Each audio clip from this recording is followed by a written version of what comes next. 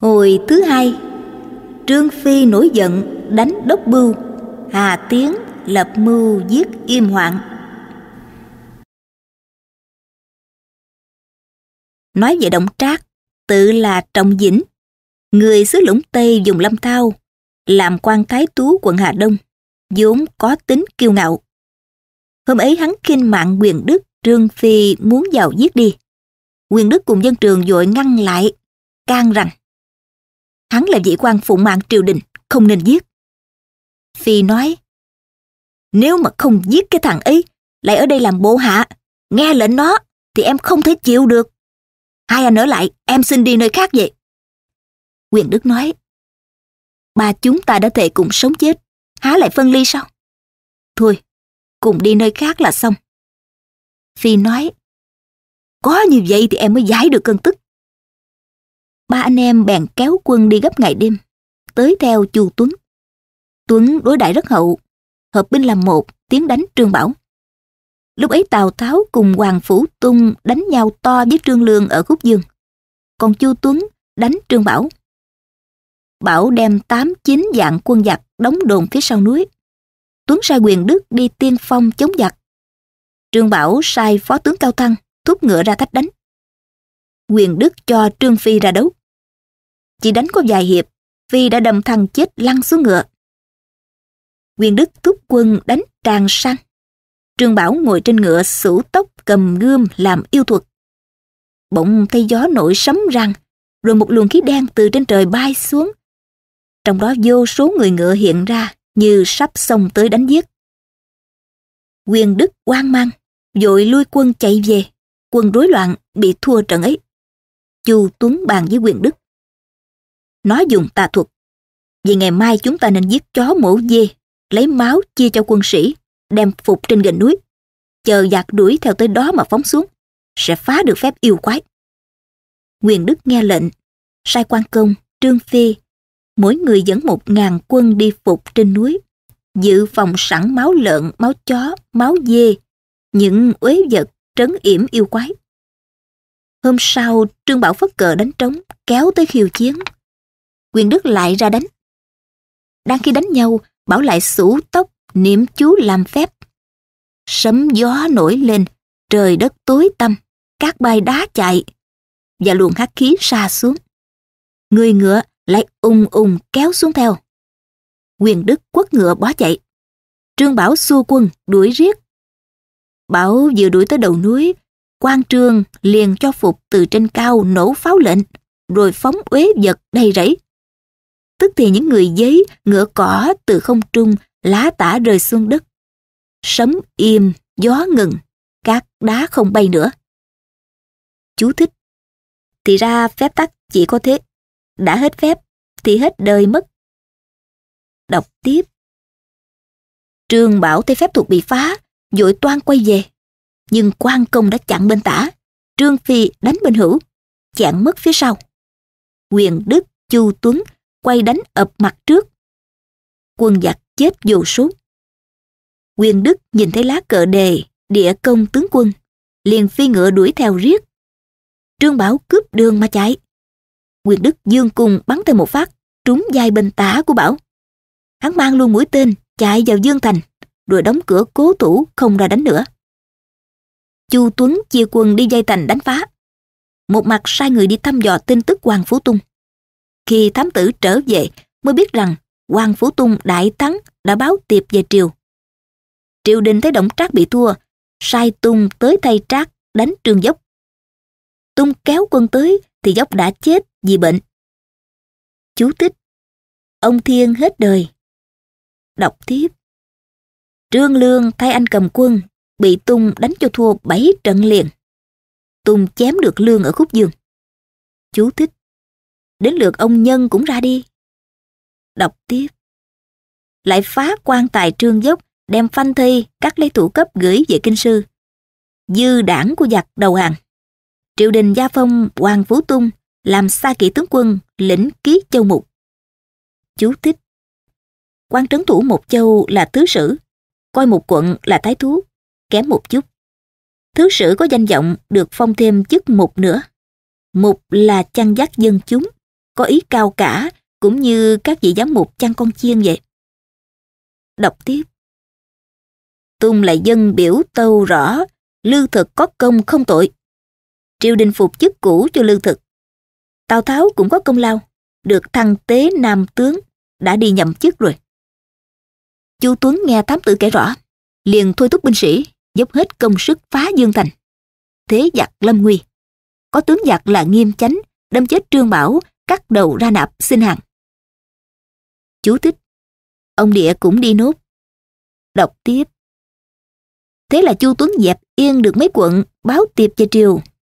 Bây giờ dư đảng và khăn vàng còn 3 tên, Triệu Hoằng, Hàng Trung, Tôn Trọng, tụ tập được vài vạn quân, kéo tới đâu cướp của giết dân tới đó. Lại nói là để báo thù cho Trương Dốc. Triều đình sai Chu Tuấn sẵn quân đắc thắng, hãy kéo đi đánh luôn. Tuấn dân chiếu chỉ, kéo quân đi. Lúc ấy 3 tên giặc đang đóng ở Uyển Thành. Tuấn tới đánh. Triệu Hoằng sai Hàng Trung ra trận. Tuấn sai Quyền Đức, Quang Trương đánh 2 mặt Tây Nam Thành. Hàng Trung đem hết quân tinh nhuệ ra cự địch. Tuấn bèn đem 2.000 quân thiết kỵ bất chợt đánh mặt Đông Bắc. Giặc sợ vỡ thành, vội bỏ mặt Tây Nam kéo về. Quyền Đức cứ việc tốt quân đánh thốc theo sau lưng, giết giặc như rạ. Giặc thua to, đóng chặt cửa Uyển Thành, liều giữ. Tuấn chia quân dây chặt cả 4 bề. Trong thành hết lương, Hàng Trung sai người ra nói xin đầu hàng. Tuấn không cho. Quyền Đức nói, xưa Đức Cao Tổ sở dĩ được thiên hạ là nhờ ở chỗ chiêu kẻ hàng, dung nạp kẻ thuận. Sau này ngài lại không cho Hàng Trung hàng. Tuấn đáp, thời ấy khác, thời nay khác. Xưa nhà Tần bạo ác, họ Hạng hung tàn, thiên hạ đại loạn. Người dân không còn biết ai là chúa thực sự nữa. Cho nên Cao Tổ chiêu kẻ hàng để khuyến khích người tìm về với mình. Nay, 4 bề một nhà, dân gian đâu đâu cũng biết nhà Hán là chủ thiên hạ. Chỉ có giặc khăn vàng làm phản. Nếu cứ dung cho chúng hàng, thì làm sao khuyến khích người lương thiện được? Khi đắc thế, chúng thẳng tay cướp của giết người. Khi thất thế lại xin hàng. Cho chúng hàng tức là khuyến khích sự phản nghịch, không phải là kế hay. Chú thích. Lý luận xác đáng tay. Đọc tiếp. Quyền Đức nói, không cho chúng hàng cũng phải, nhưng hiện nay quân ta dây kín 4 mặt như đai sắt. Giặc xin không được, ắt phải liều chết mà đánh. Muôn người một lòng, e khó mà phá nổi chúng. Huống nữa, trong thành hiện có tới vài 3 vạn sinh mạng, họ sẽ chết hết vì chiến sự. Chỉ bằng triệt quân ở 2 mặt Đông Nam, chỉ đánh mặt Tây Bắc, ắt giặc sẽ bỏ thành mà chạy, không còn bụng nào ham đánh nữa. Như vậy bắt chúng dễ hơn. Tuấn nghe lời, triệt hết quân 2 mặt Đông Nam dồn về đánh mặt Tây Bắc. Quả nhiên, Hàng Trung dẫn quân bỏ chạy. Tuấn cùng anh em Quyền Đức thúc 3 quân đánh giết, bắn chết Hàng Trung. Quân giặc sống sót chạy trốn tứ tán. Đang lúc quân Hán truy kích, bỗng Triệu Hoằng, Tôn Trọng dẫn quân giặc tới đánh nhau với Chu Tuấn. Tuấn thấy giặc đông thế mạnh, phải tạm lui. Triệu Hoằng thừa thế chiếm lại Uyển Thành. Tuấn lui 10 dặm hạ trại. Đang dự định đánh thành, bỗng từ phía đông, một đoàn quân mã hùng hổ xuất hiện như gió kéo tới. Đi đầu là một dũng tướng trán rộng, mắt sáng, lưng gấu vai hùm, oai phong lẫm liệt. Vị tướng này ở Ngô quận, đất Phú Xuân, họ Tôn tên Kiên, tự là Văn Đài. Chú thích. 3 người chia nhau thiên hạ thì 2 đã xuất hiện ở hội thứ nhất. Lưu Bị, Tào Tháo. Hồi này đến lượt Tôn Kiên. Đọc tiếp. Dòng dõi nhà quân sự lừng danh, Tôn Vũ. Chú thích. Sách Tôn Tử binh pháp, tức là sách chép những chiến thuật chiến lược của ông tổ ngành quân sự Tôn Vũ Tử. Đọc tiếp. Năm Tôn Kiên 17 tuổi, một hôm theo cha tới sông Tiền Đường, thấy hơn 10 tên hải tặc vừa cướp thuyền của một nhà buôn, đang chia nhau tiền của trên bờ. Kiên nói với cha, con xin bắt lũ giặc này. Rồi nhảy lên bờ, múa đao hò thét, chỉ trỏ đông tây như gọi quân 4 mặt tới. Giặc tưởng là quan binh đi tuần, vội bỏ hết của cải mà trốn. Kiên đuổi đánh, chém được một đứa. Do đó các quận huyện biết danh, được tiến cử làm hiệu úy. Sau đó tên yêu tặc là Hứa Xương làm phản ở Cối Kê, xưng là Dương Minh Hoàng đế. Chú thích: thời loạn nảy ra lắm quái tai. Đọc tiếp: quân giặc tụ tập có tới vài vạn. Kiên cùng quan quận Tư Mã chiêu mộ được hơn 1000 dũng sĩ, hội hợp với quân Châu quận phá được giặc, chém đầu Hứa Xương và con hắn là Hứa Thiệu.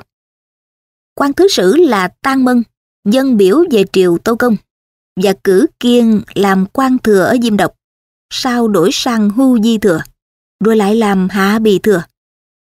Chú thích: bấy nhiêu công lao mà chỉ được chức thừa, đáng buồn thay. Đọc tiếp: bấy giờ thấy giặc Khăn Vàng nổi lên, Kiên tụ tập thiếu niên trong làng, các tay giang hồ miền sông Hoài, sông Tứ, được một đạo tinh binh gồm 1500 người kéo đi tiếp ứng quân Triệu. Chu Tuấn mừng lắm, liền sai Kiên đánh cửa Nam Uyển Thành, Nguyên Đức đánh cửa Bắc, Tuấn Thân đánh cửa Tây, để hở cửa Đông nhử cho giặc chạy. Tôn Kiên tự mình nhảy vọt lên mặt thành trước tiên, dung đao chém luôn một chập 20 người. Giặc hoảng sợ bỏ chạy xuống hết. Bỗng Triệu Hoằng phi ngựa tới, cầm giáo dài đâm lén Tôn Kiên. Kiên từ mặt thành phi thân lao xuống, cướp lấy giáo ấy, quay mũi lại đâm Hoằng chết lăn xuống đất, rồi nhảy lên lưng ngựa của Hoằng, xông xáo vào giết quân giặc. Bị Tôn Kiên đánh mạnh, Tôn Trọng kéo quân giặc chạy dục ra cửa Bắc, lại gặp phải Quyền Đức. Trọng không bụng nào chiến đấu nữa, vội chạy trốn. Quyền Đức giương cung bắn một phát trúng Tôn Trọng, hắn lăn quay xuống chân ngựa. Bấy giờ đại quân của Chu Tuấn ập tới đánh tràn, chém được hơn vạn thủ cấp. Quân giặc đầu hàng cũng vô số. Thế là một dải Nam Dương hơn 10 quận đều bình định. Chu Tuấn ban sư về Kinh, được chiêu phong làm xa kỵ tướng quân Kim Hà Nam Doãn. Tuấn dân biểu tâu rõ chiến công của Tôn Kiên, Lưu Bị. Tôn Kiên hiểu rõ nhân tình thế thái, lại có sẵn tiền, đem đúc lót chỗ này chỗ nọ, nên được làm quận Tư Mã, kéo quân đi nhậm chức. Còn Quyền Đức, vì không tiền, nghe ngóng đợi chờ mãi chẳng thấy tin gì. Ba anh em uất ức trong lòng, buồn rầu chán nản. Ngày kia nhân đi dạo ngoài phố, gặp xe quan Lan Trung Trương Quân đi qua. Quyền Đức ghé lại ra mắt, kể công lao vất vả của mình. Trương Quân kinh ngạc, liền vào triều xin bệ kiến, tâu vua rằng: trước đây giặc Khăn Vàng làm phản, nguyên do đều bởi 10 kẻ thường thị mua quan bán tước. Ai không thân thích họ, dù có tài họ cũng không dùng. Ai làm bậy nhưng không thù với họ, họ cũng để mặc, khiến thiên hạ đại loạn. Nay xin chém 10 đứa thường thị ấy, bêu đầu chúng ra chỗ Nam Giao, rồi sai sứ giả bố cáo khắp thiên hạ. Ai có công thì trọng thưởng cho. Như thế, 4 phương tự khắc thanh bình. Chú thích: không tâu bày sự uất ức của Lưu Bị, mà kể thẳng tội ác của bọn thường thị, như thế là trị bệnh muốn trị tận gốc. Đọc tiếp: 10 tên thường thị có mặt tại chỗ vội tâu: Trương Quân là kẻ dối chúa đáng trị tội. Vua sai võ sĩ đuổi Trương Quân ra ngoài. 10 tên quan hoạn họp nhau bàn rằng: chắc là có kẻ nào có công đánh giặc Khăn Vàng mà chưa được bổ bán gì đó. Họ oán nên mới có chuyện này đây. Vậy chúng ta hãy cứ tạm cho họ những chức quan nhỏ mọn ở vài chỗ nào đó, rồi sau sẽ liệu. Nhân cơ hội ấy, Quyền Đức cũng được bổ làm quan úy huyện An Hỷ, phủ Trung Sơn. Quyền Đức giải tán binh lính cho về làng quê, chỉ giữ lại hơn 20 người thân tùy, cùng quan Trương tới huyện An Hỷ nhậm chức. Ở huyện hơn 4 tháng, không lấy của dân một tơ hào nào hết. Dân cảm mến lắm. Từ ngày đáo nhậm, ăn cùng một mâm, ngủ cùng giường với quan Trương. Lúc Quyền Đức ngồi tiếp khách, thì quan Trương đứng hầu. Có khi suốt ngày không biết mỏi. Đến huyện chưa được 4 tháng, bỗng nghe triều đình giáng chiếu, sa thải hết những ai trước đây nhờ quan công mà làm quan chức. Chú thích: thì ra, chức quan chỉ dành cho bọn ngồi không ăn sẵn. Người lăn vào chỗ chết để cứu dân, thì việc xong bị gạt ra rìa. Đọc tiếp: Quyền Đức cũng thuộc vào hạng này. Đang lo buồn, thì lại có tin quan đốc bưu đến huyện. Chú thích: Đốc bu là chức quan phụ tá quan thái thú trong châu quận. Đốc bu có nhiệm vụ đi đốc thúc, tra soát công việc của các quan huyện úy, tức là đi hạch sách bắt bẻ vậy. Truyện không chép rõ viên đốc bu này tên họ gì. Đọc tiếp. Quyền Đức ra ngoài quách, nghênh tiếp, xá chào ra mắt. Viên đốc bu cứ ngồi nghênh ngang trên ngựa, lấy roi chỉ trỏ mà hạch hỏi. Quan Trường thấy thế giận lắm. Khi vào quán dịch, hắn leo lên cao bệ vệ ngồi, quay mặt hướng nam. Quyền Đức chắp tay đứng dưới thềm đợi lệnh. Hồi lâu, đốc bu mới dặn hỏi. Này ông Lưu, xuất thân là gì mà ra làm chức này? Quyền Đức thưa. Bị này dòng dõi Trung Sơn Tĩnh Dương, khởi từ Trác quận, đi đánh giặc Căng Vàng. Lớn nhỏ có trên 30 trận. Nhờ chút công nhỏ mọn ấy nên được chức này ạ. Viên đốc bu nạt lớn. Nhà ngươi mạo nhận hoàng thân tâu càng công trạng mà thôi. Nay triều đình giáng chiếu thanh sắc, tức là để sa thải những hạng tam quan u lại như nhà ngươi đó. Quyền Đức dâng dâng dạ dạ rồi lui ra. Về tới huyện đường, có thầy đề lại bàn nhỏ rằng đốc bu tác oai như vậy, chỉ muốn ăn hối lộ đó thôi. Chú thích. Phải, cái khoa này thì thầy lại tường lắm, thạo lắm. Đọc tiếp. Quyền Đức nói. Nhưng từ ngày tới đây, ta không nhận một tơ hào của dân, thì lấy đâu ra lễ vật mà đút lót cho hắn bây giờ. Hôm sau, đốc bu sai bắt đề lại tới dịch xá tra khảo, ép phải khai rằng quan huyện úy nhũng nhiễu hại dân. Quyền Đức lần tìm tới, xin được vào bẩm bạch nổi mình, đều bị hắn ra lệnh cho quân lính cấm không cho vào. Chú thích. Nếu có một gói nặng nặng đưa vào trước sẽ được vào ngay. Đọc tiếp. Nói về Trương Phi, hôm ấy buồn rầu, vừa uống vài chén rượu, cưỡi ngựa đi qua quán dịch. Bỗng thấy 50-60 vị phụ lão đang đứng kêu khóc ở cửa. Phi hỏi duyên cớ, các phụ lão kể lễ. Ông Hoàng đốc bu đang bức bách thầy lại khai mang, cốt ý để hại Lưu Công. Chúng tôi tới kêu xin nhưng không được vào, lại bị binh lính cản đánh xua đuổi. Tức thì máu giận Trương Phi sôi lên sùng sục, mắt trợn tròn xoe, râu dựng ngược. Phi gầm lên một tiếng như sấm rền, nhảy phát từ yên ngựa xuống đất, chạy tuốt thẳng vào nhà quán dịch. Quân canh không tài nào cản nổi, dạt ra hai bên. Phi sồng sộc chạy lên công đường, không thấy gì, lại chạy luôn vào hậu đường. Thì chính gặp lúc đốc bu đang ngất ngưỡng ngồi cao, thầy lại bị trói nằm dưới đất. Phi quát lên rằng: Thằng giặc hại dân kia, biết tao là ai không? Chú thích. Quyết liệt quá, không thèm thương lượng gì hết. Đọc tiếp.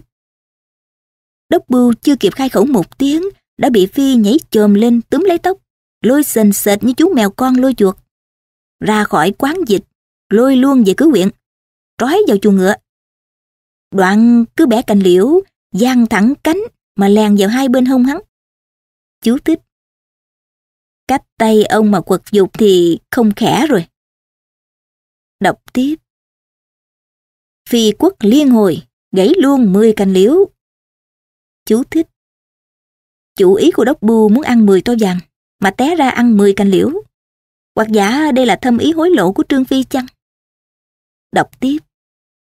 Đốc bu chỉ còn nước chết giấc. Bấy giờ Quyền Đức đang ngồi buồn bã trong huyện, bỗng nghe ngoài cổng có tiếng huyên náo, vội hỏi là chuyện gì.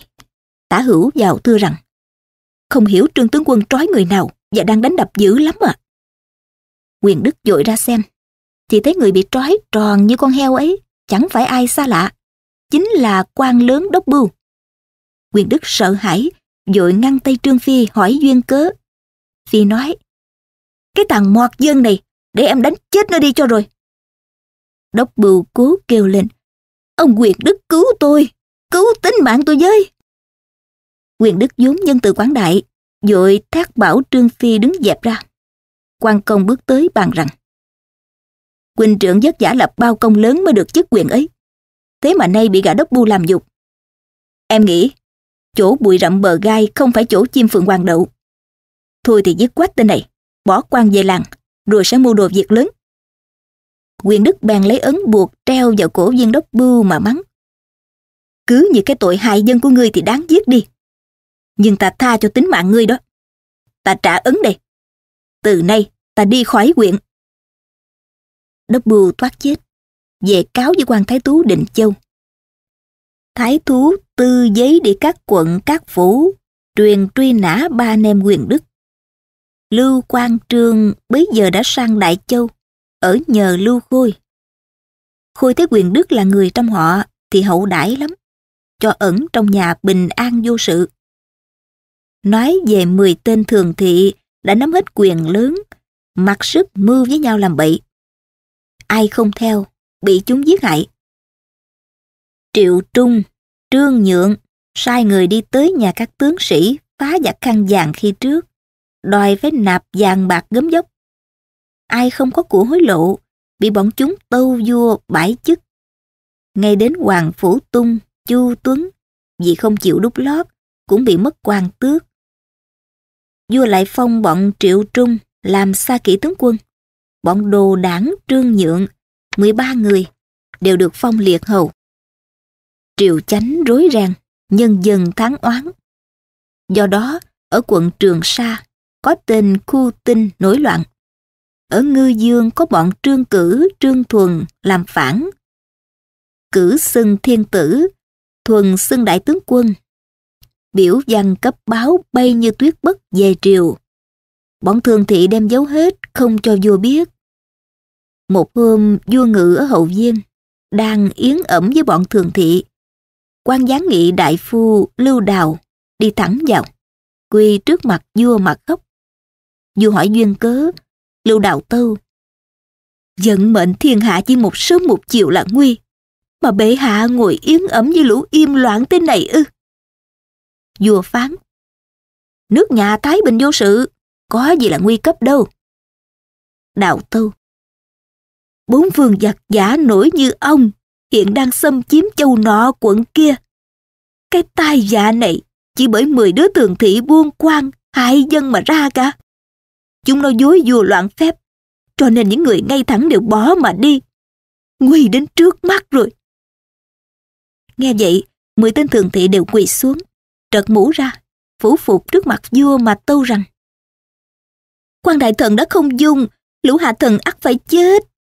Vậy xin bệ hạ mở lòng hiếu sinh, cho toàn tính mạng, để lũ thần được về cày ruộng làm vườn.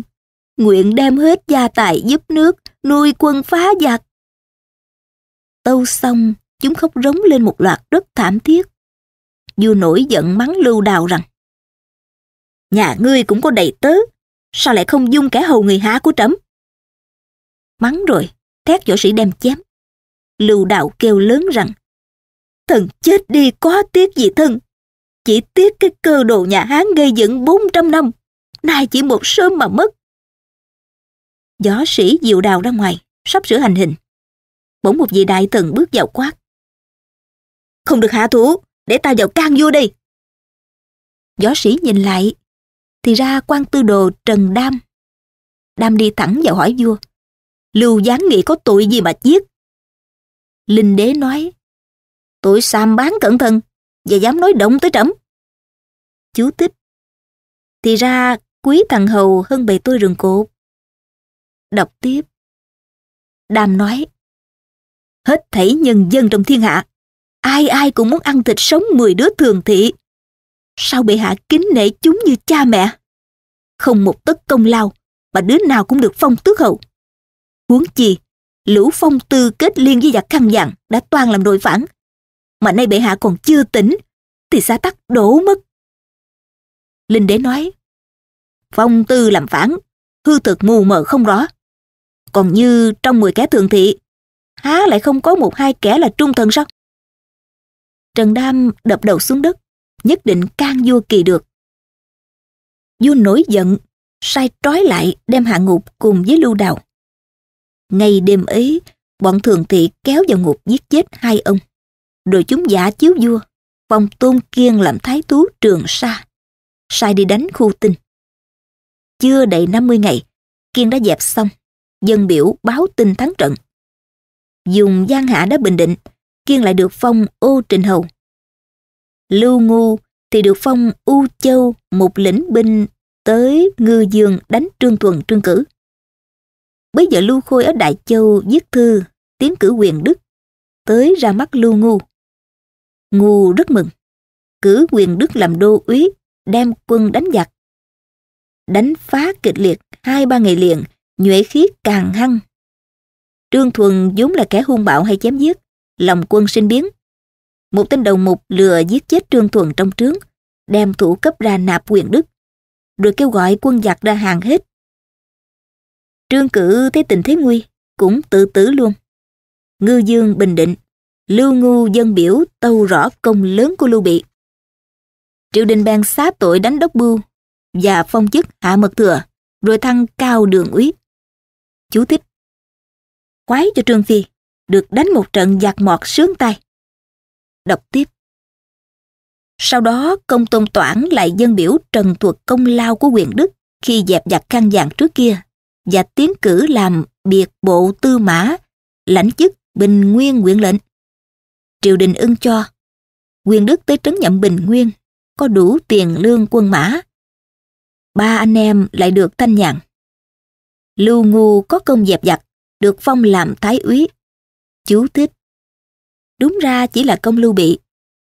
Đọc tiếp. Năm Trung Bình thứ 6 tháng 4 mùa hạ, Linh Đế lâm bệnh nặng, cho triệu đại tướng quân Hà Tiến vào cung bàn dặn việc sau. Nguyên Hà Tiến xuất thân là con nhà hàng thịt, có cô em gái được tuyển vào cung làm quý nhân. Hà quý nhân sinh được thái tử Biện, nên vua lập làm hoàng hậu. Do đó, Tiến được nắm trọng quyền. Linh Đế lại yêu thương Dương Mỹ Nhân nữa. Dương Mỹ Nhân sinh Hoàng Tử Hiệp. Hà hậu ghen tức, ngầm đánh thuốc độc giết chết Dương Mỹ Nhân. Hoàng Tử Hiệp được đưa sang nuôi dưỡng ở cung Đổng Thái hậu. Đổng Thái hậu tuy là mẹ ruột Linh Đế, nhưng không phải là hậu hay phi của một vị hoàng đế, mà chỉ là vợ một tước hậu. Giải độc đình hầu Lưu Trường. Trước kia hoàng đế vì không có con, mới đón con trai Lưu Trường về cung lập làm thái tử, tức là Linh Đế. Sau khi lên ngôi, Linh Đế đón mẹ vào cung, tôn làm thái hậu. Chú thích: theo pháp chế nhà Hán, chỉ có các bà hậu bà phi lấy vua ở trong cung mới được làm thái hậu. Ngôi thái hậu phải thuộc về bà vợ ông vua trước.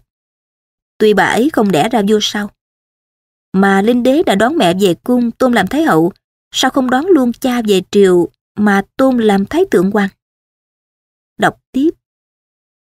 Đổng Thái hậu thường khuyên Linh Đế lập Hoàng Tử Hiệp làm đông cung thái tử. Vua yêu Hiệp hơn Biện, nên cũng muốn thế. Lúc bấy giờ bệnh vua đã nguy, Trung Trường Thị kiển thạc tâu rằng nếu mà muốn lập Hoàng Tử Hiệp, trước hết phải giết Hà Tiến để tuyệt mối lo. Vua ưng cho, liền tuyên triệu Hà Tiến. Hà Tiến vào đến cửa thì quan tư mã Phan Ẩn bảo nhỏ rằng chớ vào, kiển thạc mưu giết ngài đó. Tiến giật mình lui về Tư Dinh, triệu tập các đại thần bàn định muốn giết chết hết lũ hoạn quan. Một vị bước ra nói: cái thế lực bọn hoạn quan khởi từ đời Xung, chất này đã lớn lắm rồi, dây cánh lan rộng khắp triều đình, khó mà trừ tuyệt. Nếu một việc lớn không kín, tất bị tai vạ tru di tam tộc với chúng, nên xét lại cho tường tế mới được. Tiến nhìn lại, thế là Quan Điển quân hiệu ý Tào Tháo. Tiến gắt lên rằng: anh là đồ trẻ con, biết gì việc lớn triều đình. Chú thích: ông lầm rồi, việc lớn triều đình sau này trong tay thằng trẻ con ấy đấy. Đọc tiếp. Trong lúc còn đang trù trừ thì Phan Ẩn tới báo tin: hoàng đế đã băng hà rồi, hiện Kiển Thạc và 9 tên thường thị bàn nhau giấu kín không phát tang để giả chiếu, chỉ triệu Hà Quốc Cửu vào cung giết đi cho tuyệt hậu hoạn, rồi lập Hoàng Tử Hiệp lên ngôi đấy. Phan Ẩn vừa dứt lời thì có sứ tới dời Hà Tiến vào cung để định hậu sự gấp rút. Tào Tháo nói: lúc này phải chính định ngôi vua trước cái đã, nhưng hậu sẽ trừ diệt lũ giặc. Một người khẳng khái đáp lời: xin điểm cho 5.000 tinh binh, tôi nguyện chém khóa mở cửa rước ngài vào lập tân quân, tru diệt lũ Im Hoạn, quét sạch gai góc chốn triều đình để an thiên hạ. Tiến nhìn lại, thấy người ấy là con quan tư đồ Viên Phùng, cháu quan thái phó Viên Ngỗi, tên Thiệu, tự là Bản Sơ, hiện làm tư lệ hiệu úy. Hà Tiến mừng lắm, liền điểm cho 5.000 quân ngự lâm. Viên Thiệu bận khôi giáp chỉnh tề, kéo quân đi. Hà Tiến dẫn Hà Ngung, Tuân Du, Trịnh Thái và hơn 30 quan đại thần đi theo. Vào trước linh cữu vua, phò thái tử biện lên tức vị hoàng đế. Các quan tung hô triều bái xong xuôi, Viên Thiệu xông vào cung bắt Kiển Thạc. Thạc quảng hồn lẫn vào trong ngự hoa viên chạy trốn. Tên Thường Thị Quách Thắng trông thấy, xông tới giết chết. Chú thích: Hoàng hậu mới thăng lên thái hậu được có vài giờ. Đọc tiếp: bao nhiêu quân cấm dưới quyền Kiển Thạc đầu hàng Viên Thiệu. Thiệu bảo Hà Tiến: bọn hoạn quan bấy lâu kết đảng làm ác trong cung cấm, tai vạ không biết bao nhiêu. Nay nhân lúc đã vào đây, nên thừa thế đánh tràn vào, giết cho hết đi, để trừ hậu hoạn. Nói về bọn Trương Nhượng, khi nghe tin dữ, vội chạy vào kêu cứu Hà Thái hậu rằng: chú thích: hoạn quan lại giết quan hoạn, mong theo gió trở cờ đấy. Đọc tiếp: trước đây bài kế hãm hại đại tướng quân chỉ do một mình Kiển Thạc, lũ hạ thần không hề an dự. Nay đại tướng quân nghe lời Viên Thiệu, muốn giết hết lũ thần, thật là oan khóc. Xin nương nương thương hại mà cứu mạng cho.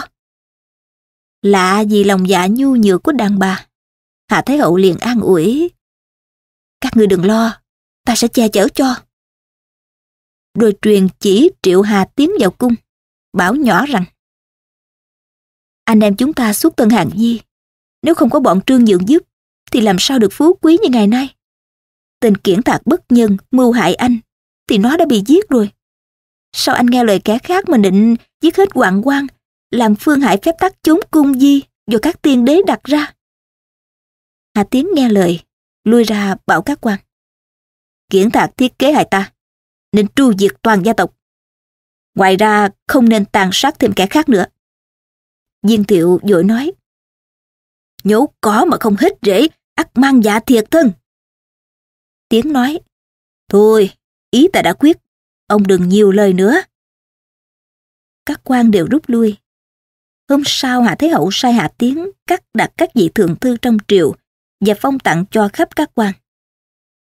Đổng Thái hậu thấy thế, tuyên triệu bọn Trương Nhượng vào cung thương nghị rằng: chú thích: đáng lý phải gọi là Thái hậu mới đúng. Đọc tiếp: con em gái thằng Hà Tiến, trước đây nhờ ta tiến dẫn mà đắc vị. Ngày nay nó cậy con trai nó đã làm hoàng đế. Quan liêu trong ngoài đều là tâm phúc của nó.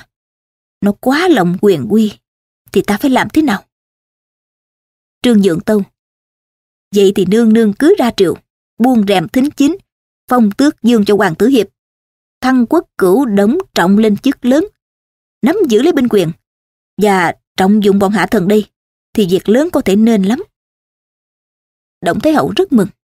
Hôm sau thiết triệu, Đổng Thái hậu giáng chỉ phong hoàng tử hiệp làm Trần Lưu Dương, thăng Đổng Trọng làm phiêu kỵ tướng quân, và cho bọn Trương Nhượng cùng được dự việc chính. Chú thích: bà trẻ đã làm rối, bà già làm rối hơn. Đọc tiếp: Hà Thái hậu thấy Đổng Thái hậu chuyên quyền, mới bày tiệc yến trong cung, mời tới dự.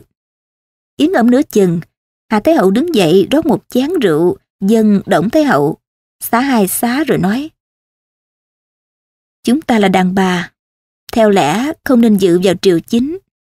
Xưa bà Lã hậu chỉ vì làm giữ trọng quyền mà đến nỗi họ hàng ngàn người đều bị tru lục, tấm gương còn đó. Vậy từ nay, chúng ta hãy cùng rút lui vào chốn thâm cung, để dành việc lớn triều đình cho các vị nguyên lão đại thần lo toan bàn bạc. Được như vậy thì quốc gia đại hạnh. Xin nghe lời thành thực này cho. Đổng Thái hậu nổi giận nói: người đang tầm giết hại Dương Mỹ Nhân, tâm địa gan ghét đã rành rành ra đó. Này người cậy có con làm vua, có anh làm quan lớn mà dám loạn ngôn hỗn láo với ta hả? Liệu hồn đó, ta báo cho mà biết. Ta muốn quan phiêu kỵ tướng quân lấy đầu anh người lúc nào cũng được, dễ như trở bàn tay mà thôi. Hà Thái Hậu cũng nổi giận lớn tiếng. Ta lấy lời phải chăng khuyên nhủ, đã không nghe, còn trở mặt giận là lý như thế nào? Đổng Hậu lại mắng. Mày là đồ con nhà hàng thịt, thì còn có kiến thức gì? Thế là hai cung cãi vã lớn tiếng, chẳng còn ra thể thống gì nữa. Bọn Trương Nhượng hết sức khuyên can, mời hai bà ai về cung nấy. Ngày đêm ấy, Hà Thái Hậu triệu Hà Tiến vào cung, kể lại việc xảy ra. Tiến trở ra, đi mời các quan tam công bàn việc. Sáng hôm sau thiết triệu, sai đình thần tâu rằng Đổng Hậu nguyên là phiên phi, không nên ở lâu trong cung cấm. Tiến liền sai đưa Đổng Hậu đi an trí ở Hà Giang. Nội ngày hôm ấy phải ra khỏi kinh kỳ. Một mặt Tiến sai đưa Đổng Hậu đi, một mặt điểm cấm binh đến bao vây dinh phủ của Xa Kỵ tướng quân Đổng Trọng, đòi lấy tướng Ấn. Chú thích: chị thăng chức cho em, té ra chị giết em. Đọc tiếp. Đổng Trọng thấy sự nguy cấp, ra nhà sau tự tử. Người nhà khóc ầm lên. Quân sĩ nghe tiếng khóc biết Trọng đã chết mới rút lui. Trương Nhượng, Đoàn Khuê thấy Đổng Hậu bị phế, liền đem châu báu vàng bạc lo lót với em trai Hà Tiến là Hà Miêu và mẹ của Tiến là Vũ Dương Quân. Xin sớm tối nói khéo với Hà Thái Hậu để bọn chúng được che chở. Chú thích: lại thêm một mụ đàn bà nữa dây vào chính sự. Đọc tiếp. Do đó, bọn thường thị vẫn được vô sự và còn được tin dùng hơn nữa. Đến tháng 6 năm ấy, Hà Tiến ngầm sai người đem rượu độc ra Hà Giang, giết chết Đổng Thái Hậu nơi Dịch Đình, lại cho rước linh cữu về kinh, táng vào Văn Lăng. Hôm an táng Đổng Hậu, Tiến thác cớ đau bệnh không ra dự lễ. Tư lệ hiệu úy Viên Thiệu vào bảo Tiến. Bọn Trương Nhượng, Đoàn Khuê phao tin ra ngoài rằng ngài phục độc giết Đổng Thái Hậu và mưu làm loạn. Nếu tướng quân không nhân lúc này mà giết bọn im quạng đi, về sau ắt mang dạ lớn. Xưa, Đậu Vũ Trần Phồn mưu trừ bọn nội giám, cơ mưu không kín lại bị sát hại. Này anh em bộ hạ nhà tướng quân đều là những trang tuấn sĩ, nếu ra sức sẽ dễ như trở bàn tay. Đây là dịp trời giúp cho, không nên để lỡ. Tiến nói, cứ thông thả cái đã, để bàn kỹ sẽ làm. Có kẻ tả hữu nghe lọt, chạy vào cung, báo cho Trương Nhượng biết. Bọn Trương Nhượng báo với Hà Miêu và đúc thêm của hối lộ.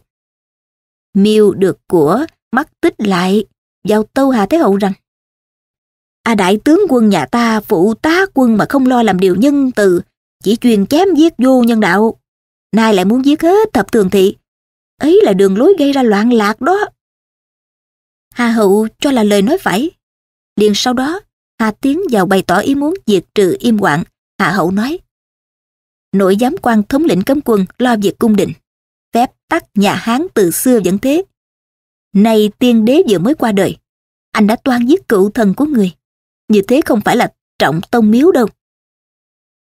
Hà Tiến vốn là người không quyết đoán, nghe Hà Hậu nói thế, liền dân dân dạ dạ lui ra. Viên Thiệu đứng đón ngoài cửa hỏi Tiến, thế nào, việc lớn định chưa?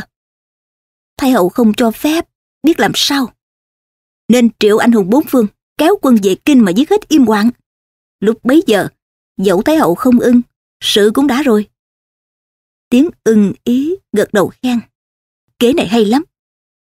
Liền phát hịch văn đi các trấn, triệu quân ngoài về kinh sư. Quan chủ bạ Trần Lâm khuyên can, không nên. Tục ngữ có câu, bưng mắt bắt chim, ấy là tự dối mình. Việc nhỏ con cũng không thể giấu nổi. Cây dùi bỏ đẩy lâu lâu cũng lòi. Huống chi việc quốc gia đại sự như thế này. Này tướng quân nhờ oai vua, nắm binh quyền như rồng dương hổ cứ. Nếu muốn tru diệt hoàng quan, thật dễ như nung lò lửa lớn mà đốt tóc râu. Vậy chỉ nên làm gấp, hành quyền lập đoạn, ắt thiên hạ thuận theo ngay. Chứ nếu đi triệu quân ngoài về, thì chốn kinh khuyết bị xâm phạm hoang mang. Anh hùng các xứ về tụ một nơi, nhưng mỗi người một bụng, biết tin ai. Đó chính là quay ngược giáo gươm, nắm đằng lưỡi để cho người nắm chui. Công đã không thành, lại gây ra đại loạn, Hà Tiến cười rằng, thật là ý kiến anh đồ nho gan. Bỗng một người đứng bên vỗ tay cười lớn. Ê, việc ấy dễ như trở bàn tay, hà tất phải bao nhiêu. Tiến nhìn lại thì ra Tào Tháo. Đó chính là muốn diệt gian thần bên chúa trẻ, hãy nghe trí sĩ giữa triều đường. Chưa biết Tào Tháo bày mưu kế ra sao, xin đọc hồi sau. Lời bình của Mao Tôn Cương trong Thánh Thắng Ngoại Thư. Chấm tròn thứ nhất. Trương Phi đòi cứu Lư Thực mà không được cứu, đòi giết Đổng Trác mà không được giết. Hồi này gặp Đốc Bưu thì không thể nhịn được nữa. Gã Đốc Bưu là hạng mọt dân hại nước, thì cũng như đảng giặc khăn vàng. Trương Phi ra tay, giục cho một chập cành liễu, cùng như Phi lập thêm một chiến công phá giặc khăn vàng vậy. Chấm tròn thứ hai. Tả Trương Phi tính rất nóng nảy, rồi tả tiếp đến là Hà Tiến, rất chậm chạp. Tính nóng mà không làm lỡ việc, tính chậm chạp mà việc không thành. Người ta thường nói, hạng vũ không biết nhẫn nhịn, ấy là tính nóng. Hán cao tổ hay nhẫn nhịn, ấy là tính chậm chạp. Nói thế là sai. Hạng vũ khắc ấn phong tướng, khắc xong rồi mà lại do dự không trao. Trên tiệc Hồng Môn, Phạm Tăng 3 lần ra hiệu mà Vũ không nỡ giết Hán cao tổ.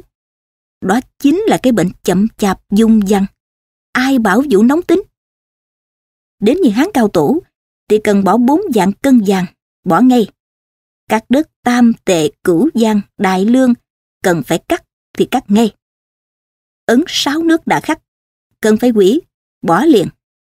Lời ước hẹn Hồng Câu cần phải bỏ thì bỏ ngay. Đó chính là quyết đoán. Ai bảo là người chậm chạp? Chấm tròn thứ ba. Nhà Tây Hán có bọn họ ngoại nhà vua nghi ngờ Hoạn Quan. Đời Đông Hán thì bọn Hoạn Quan làm loạn vì ngoại thích. Đời trước bọn ngoại thích mạnh thế, cho nên lã sản lã lộc suýt làm mất nhà Hán. Và về sau Dương Mãn cướp ngôi thật sự. Còn bọn Hoạn Quan như Hoàng Cung, Thạch Hiển tuy có lạm quyền nhưng chưa hoành hành quá quắt như bọn Hoạn Quan đời Đông Hán. Thế thì nhà Tây Hán mất vì ngoại thích vậy.